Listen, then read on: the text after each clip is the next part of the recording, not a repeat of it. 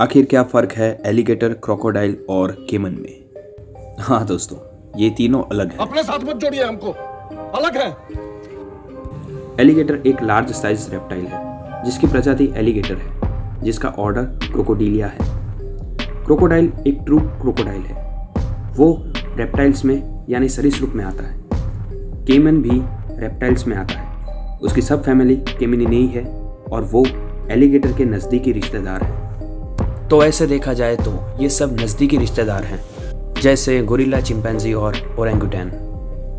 इन तीनों के मुंह और कुछ हद तक थोड़े ही अलग रंग के अलावा क्या और कोई डिफरेंस है? अरे मैं क्या बताऊं मैं? क्रोकोडाइल्स सबसे बड़े होते हैं, 20 फीट तक बड़े। एलिगेटर्स 13 फीट तक बड़े हो सकते हैं। केमन थोड़े छोटे होते हैं, ये 6.5 फीट तक होते हैं। सिर्फ ब्लैक केमन ही एलिगेटर्स जितने बड़े हो सकते हैं। एलिगेटर्स और केमन सिर्फ नदी या झील यानी फ्रेश वाटर में ही रह सकते हैं, जबकि क्रोकोडाइल्स फ्रेश वाटर और सॉल्ट वाटर यानी खारे पानी में भी रहते हैं। एलिगेटर और केमन की बाइट फोर्स 2500 psi यानी पर स्क्वायर इंच और क्रोकोडाइल की बाइट फोर्स 3700 psi जितनी होती है, यानी 1 इंच के स्क्वायर के ऊपर एलिगेटर 2500 kg और क्रोकोडाइल 3700 kg के दबाव से काटता है। इन सब में क्रोकोडाइल सबसे बड़ा और उसका वजन भी आसानी से 1000 किलो तक का हो सकता है, जिनमें फीमेल का वजन 400 से 500 किलो तक का होता है। तो इनकी डाइट भी तगड़ी होगी नहीं, ये मुश्किल से 1 किलोग्राम का खाना खाता है या फिर उनके वजन का 2 से 5%। बस तो चलिए आज जानते हैं कि ऐसा क्यों। अंडे देने वाले रेप्टाइल्स यानी डायनासोर ने धरती पर 16 करोड़ से भी अधिक वर्षों तक राज किया। शायद वह आज भी होते, पर यह लघु ग्रह यानी एस्टेरॉइड ने सब खत्म कर दिया। खत्म। आज से लगभग 6.5 करोड़ वर्षों से पहले यह घटना हुई। तब क्रोकोडाइल यानी मगरमच्छ, कछुए, सांप और गिरगिट ये 4 प्रकार के रेप्टाइल्स ही बच गए। इन चारों में सबसे बड़ा और आक्रामक मगरमच्छ अपने मुंह में आए हुए किसी भी प्राणी को नहीं छोड़ता और उसका डेथ रोल ये तो आपको पता ही होगा, जिससे वो जानवर के टुकड़े टुकड़े करके निकल जाता है। भारत के मगरमच्छ 450 किलो और 12 फीट के आसपास हो सकते हैं और इजिप्ट की नाइल नदी के मगरमच्छ तो 15 से 17 फीट तक बड़े होते हैं। इसके अलावा मगरमच्छ के दांत जिंदगी भर टूटने के बाद भी नए उगते ही रहते हैं और मगरमच्छ की लंबाई अपनी पूरी जिंदगी में बढ़ती ही रहती है और वो कभी भी बूढ़ा नहीं होता। यानी मगरमच्छ कभी भी कुदरती तौर पर नहीं मरता, वो सिर्फ भूख, किसी रोग के कारण या दूसरे किसी मगरमच्छ या किसी जानवर के मारे जाने के कारण ही मर सकता है। मान लीजिए आपने एक मगरमच्छ को पाला है और आप उसे अच्छा खाना देकर उसकी अच्छी देखभाल करके रखोगे तो वह अमर है।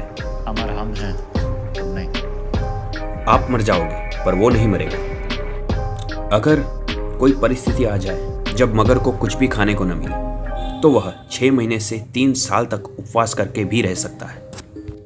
इसके पीछे का साइंटिफिक रीजन है कि वह कोल्ड ब्लडेड यानी ठंडे खून वाले रेप्टाइल्स हैं और हम स्तनधारी जीव वार्म ब्लडेड यानी गर्म खून के।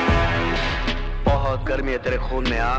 उनके शरीर का तापमान एक लेवल पर मेंटेन रखने के लिए थर्मोस्टाट जैसी कोई व्यवस्था नहीं होती, तो जो आसपास के वातावरण का तापमान है उतना ही तापमान उनका भी रहेगा। तो अगर कोई मगरमच्छ, कछुए, गिरगिट या सांप को ध्रुव प्रदेश में रखे तो वह ठंड से जमकर मर जाएगा, पर मगरमच्छ की एक जाति ने वहां भी रहने का अनुकूलन साध लिया है। वो मैं किसी और वीडियो में आपको बताऊंगा। वो ज्यादा गर्मी भी नहीं सह सकते, उनका रक्त गर्मी के कारण जल जाएगा।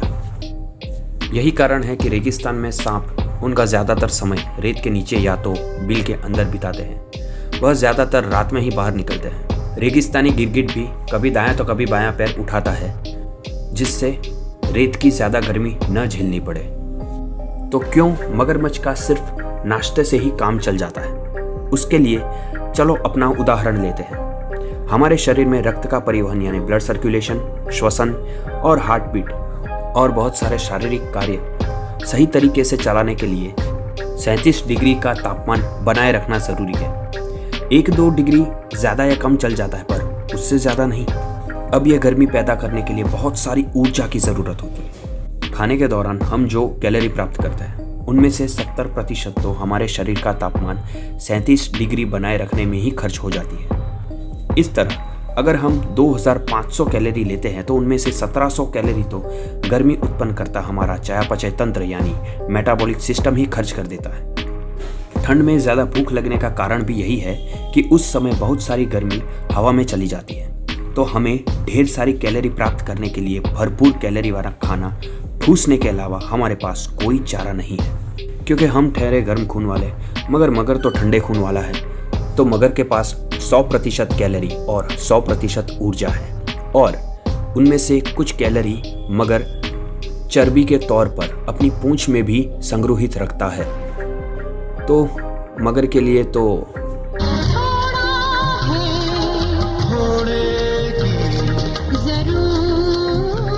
इस चैनल से जुड़े रहने के लिए और आपके सपोर्ट के लिए बहुत बहुत धन्यवाद। स्वस्थ रहिए, खुश रहिए। जय खोडियार माँ।